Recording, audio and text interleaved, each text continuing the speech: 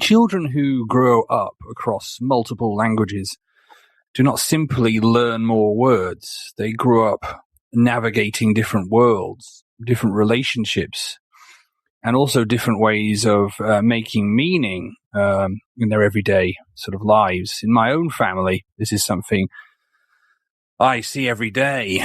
My children are actually half Korean and half English, and they live in China and attend a bilingual school where half the day is taught in Chinese and half of it is taught in English.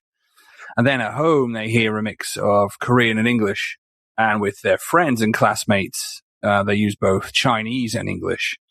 So it's a complex picture.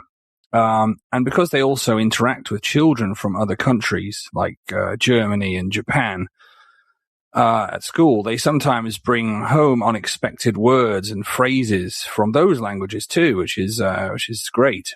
So it's a rich and fascinating environment for them, but actually it's not always simple for them. From the outside, this kind of upbringing can sound ideal, and people often imagine multilingual children as, sort of naturally gifted and effortlessly moving between languages and gaining all the cognitive benefits researchers like to talk about.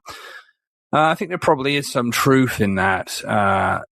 Studies have suggested that multilingualism can support cognitive flexibility and metalinguistic awareness and things like sensitivity to communication in different contexts eventually, when they're a bit older.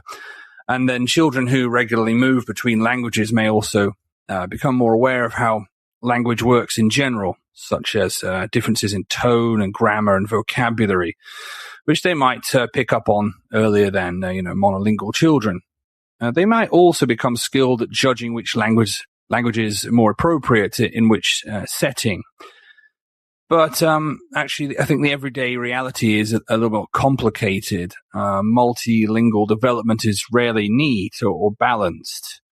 The kids don't develop each language in parallel equally, and they don't sort of think about them in separate boxes.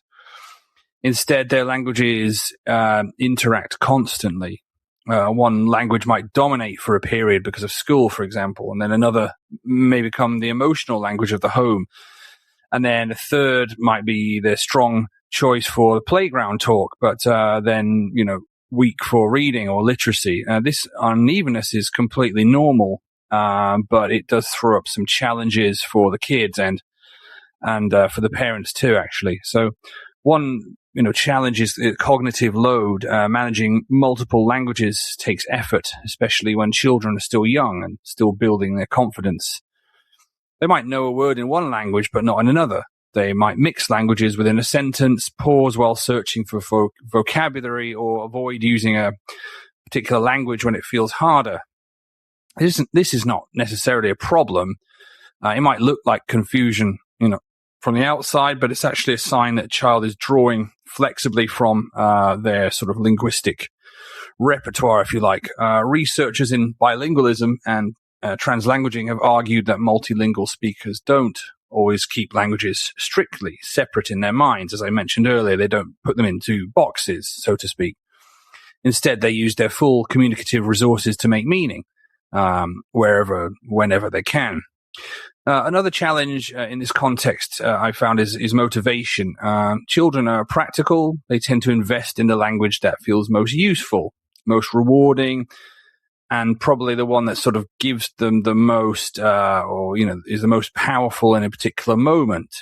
So if a child lives in China and spends much of the day in Chinese and English, their Korean, the third language in this case, may begin to feel less necessary unless they have strong reasons to use it. Heritage languages often face this kind of pressure. Many families find that the minority home language becomes harder to maintain over time, especially once formal schooling begins. It's not because the child's failing, it's because the social environment that they are in is sending a message about which language matters most day to day. I think there can also be emotional and identity-related challenges. Language is deeply tied to belonging. A child may feel more confident in one language, but more vulnerable in another. They may resist using a language if they associate it with, for example, correction or embarrassment.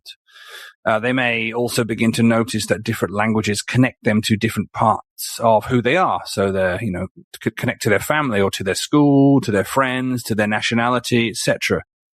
So for children growing up in international and multilingual settings, identity can become layered in interesting ways, but very confusing ways, especially when the children are starting to figure out who they are. They may not feel fully located in just one linguistic or cultural world. At the same time, the potential benefits are significant. Children in these environments often develop a strong sensitivity to audience. They learn early, for example, that communication depends on who's speaking, who's listening, and what the situation requires. That is a profound communicative skill, and takes quite a long time to develop, in a monolingual person. They may also become more open to difference. When it's normal to hear multiple languages around you and normal for friends to come from different backgrounds, diversity stops feeling unusual. It is your life. In a world that's increasingly interconnected, and that might actually be quite a valuable asset for them to have in the future. There's also evidence that multilingual children can develop strong metalinguistic awareness. As I mentioned earlier, they might actually just become better at thinking about and understanding how language works. They might notice patterns, for example, and, comparing between languages, notice why one language does something one way and another doesn't, and become curious about this, meanings and structures, etc. This doesn't mean that, multilingualism makes children academically superior or anything like that. That's a very simplistic claim, but it might suggest that multilingual environments can provide fertile ground for reflection and flexible thinking. Of course, these benefits don't appear automatically. Context matters, support matters, the attitudes of the parents and adults matter. If children feel that one of their languages is constantly treated as less important or less useful, for example, they might withdraw from it. If, on the other hand, their languages are valued and given meaningful space in daily life, children are much more likely to keep using them. That's why family language practices matter so much. Small routines, such as reading stories, speaking consistently in one language at certain times, or in our case, having one parent speak one language and the other speak another, maintaining contact with relatives, all these things can make a big positive difference. In our own case, what's most striking is not whether the children are becoming perfectly balanced multilinguals. They are not, and that's probably not a realistic goal for anybody. However, we have noticed how naturally they move across linguistic boundaries as part of everyday life. For them, language is not, an abstract academic school subject thinking about, verbs and nouns and this sort of thing. It's a lived social reality for them. It's how they joke and learn and argue and play and all those sorts of things like that. Sometimes it produces hesitation, mixing or gaps, but in the end, ultimately, we hope it will also produce adaptability, awareness, resilience, and other positive things. So when we think about children growing up in multilingual families and international school settings, I think it's important to avoid two extremes. One extreme is romanticizing multilingualism as effortless brilliance, which, even though, we love our kids, it's obvious that they're not always brilliant. The other thing to think about is worrying too quickly when development looks uneven or messy. Again, sometimes we worry that, their Korean is falling behind or such and such. The reality is somewhere in the middle. Multilingual development is complex and dynamic, and, it doesn't develop in parallel. It comes with challenges, but of course there are also opportunities. I would say for kids like mine, growing up between Korean, English, and Chinese, with additional traces sometimes of other languages in the background, language learning is not a straight line. It's in flux. It's a process of constant negotiation. But perhaps that's exactly what makes it so valuable. They're not just learning words. They're learning how to live in the world where, meaning and identity and belonging are never limited to a single language.